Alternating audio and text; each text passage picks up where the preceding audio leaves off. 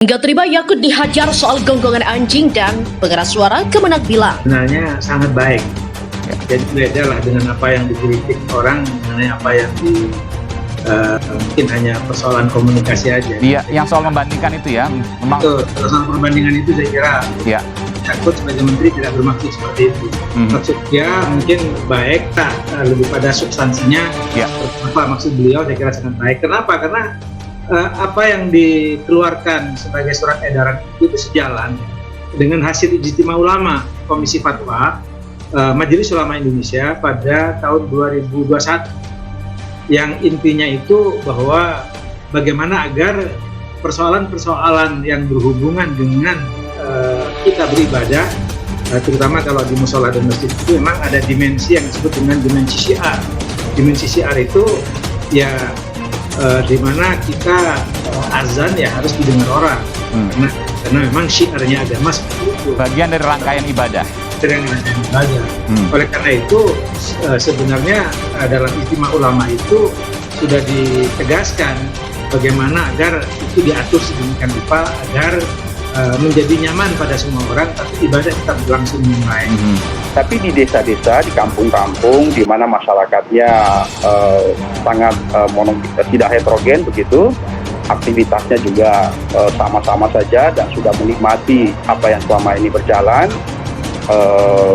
bahkan sudah menjadi kesepakatan bersama, saya kira tidak ada masalah ya, tidak ada masalah dengan apa yang selama ini mereka terapkan. Toh itu juga mereka nikmati, mereka rasakan, bisa mendatangkan ketentraman dan seterusnya. Jadi ini juga saya kira tidak kaku banget ya. Jadi tentu penerapannya juga tetap apapun itu harus kontekstual. Dan oleh karena itu dalam mengimplementasikan ini ya kami membutuhkan kolaborasi kerjasama dengan civil society, dengan masyarakat ya, dengan ormas, dengan DMI, dengan MUI, tentu bekerja sama dengan Kementerian Agama di seluruh Indonesia ya, sampai ke desa-desa. Kementerian Agama ya, Kementerian Agama tentu tidak dalam kapasitas ya untuk memberikan hukuman ya atau sanksi terhadap mereka yang tidak menerapkannya. Yang kita lakukan adalah pembinaan ya, pembinaan berkelanjutan. Terus-menerus kita harus melakukan pembinaan kepada masyarakat kita. Jadi dengan surat edaran ini tentu tidak serta-merta semuanya pasti langsung menerapkan. Saya kira di sini butuh kerja keras ya, butuh kebersamaan, kolaborasi, dan butuh pembinaan berkelanjutan dari kita semua. Edaran Dirjen Bimas Islam tahun 78 ya. Jadi ini meningkatkan levelnya, diangkat menjadi surat edaran Menteri Agama dalam rangka untuk menciptakan ketenangan, kenyamanan. So far aku setuju sih kalau misalnya sama aturan baru yang baru dikeluarkan pemerintah itu juga kayak belum sempet baca, belum lama dikeluarinnya. Setuju aja sih. Kan suara yang disetel juga tetap keras kedengeran.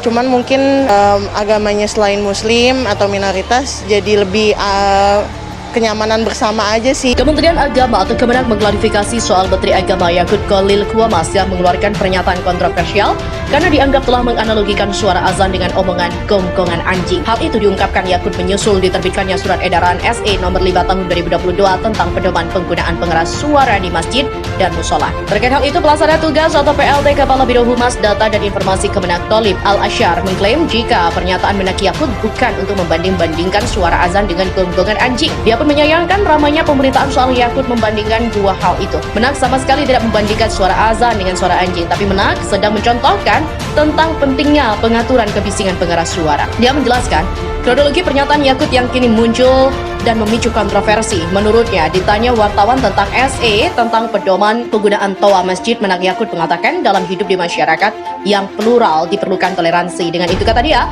perlu pedoman bersama agar kehidupan harmoni tetap terawat dengan baik, termasuk tentang pengaturan kebisingan pengeras suara apapun yang bisa membuat tidak nyaman. Dalam penjelasan itu, Gus Badri memberi contoh sederhana, tidak dalam konteks membandingkan satu dengan lainnya. Makanya beliau menyebut kata misal yang dimaksud Gus Yakut adalah misalkan umat muslim tinggal sebagai minoritas di kawasan tertentu di mana masyarakatnya banyak memelihara anjing. Pasti akan terganggu jika tidak ada toleransi dari tetangga yang memelihara. Tapi penuturkan bahwa Yakut mencontohkan suara yang terlalu keras dan muncul secara bersamaan dapat menimbulkan kebisingan dan juga mengganggu masyarakat sekitar. Sehingga menurutnya diperlukan pedoman penggunaan pengeras suara untuk menjaga keharmonisan di masyarakat. Jadi Menak mencontohkan suara yang terlalu keras keras apalagi muncul secara bersamaan justru bisa menimbulkan kebisingan dan dapat mengganggu masyarakat sekitar.